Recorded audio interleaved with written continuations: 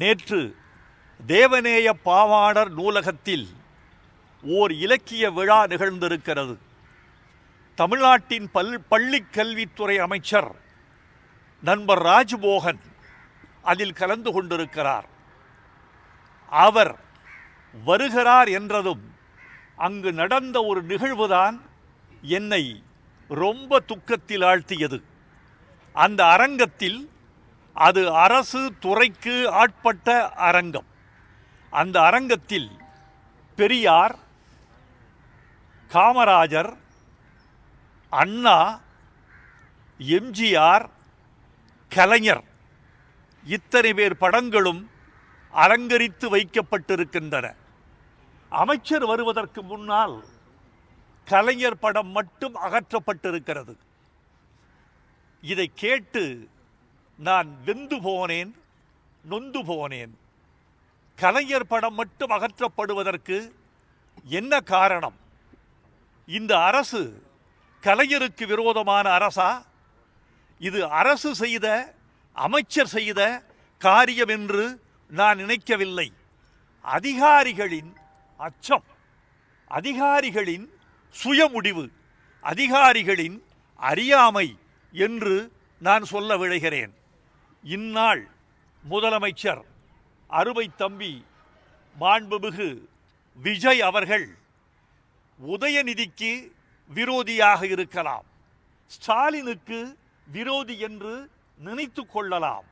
கலைஞருக்கும் விரோதி என்று தன்னை அவர் ஒரு நாளும் நினைத்து கொள்ள மாட்டார் என்று நான் நம்புகிறேன். ஏனென்றால் இன்றைக்கு அமர்ந்திருக்கிற முதலமைச்சர் நாற்காலி என்பது முன்னவர்களால் செழுமைப்படுத்தப்பட்டது, முன்னவர்களால் பெருமைப்படுத்தப்பட்டது.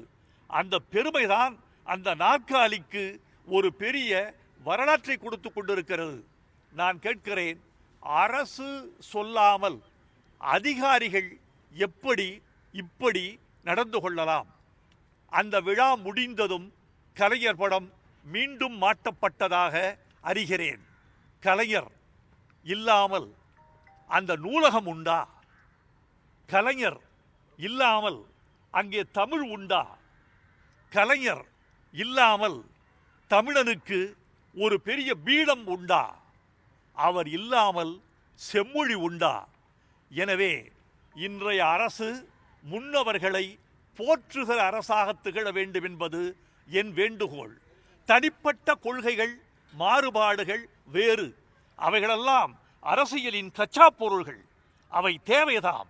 எதிரி என்று ஒருவனை தீர்மானித்துக் கொள்வதும், கொள்கை என்று ஒன்றை வகுத்துக் கொள்வதும், எதை நோக்கிய பயணம் என்று திட்டமிடுவதும் அரசியலின் அடிப்படை கச்சா பொருள்கள்.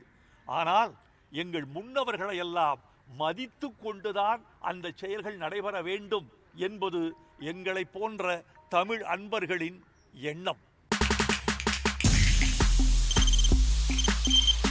தவிர்க்க முடியாத தம்ப்நெயில்ஸ், கலக்கலான கண்டென்ட்ஸ், சினிமாவும் சீரியஸ் பிரச்சனைகளும், பல வருடங்கள் இடைவெளிக்கு பிறகு இந்த படத்துல ஒரு கலகலப்பும் கைகலப்பும்.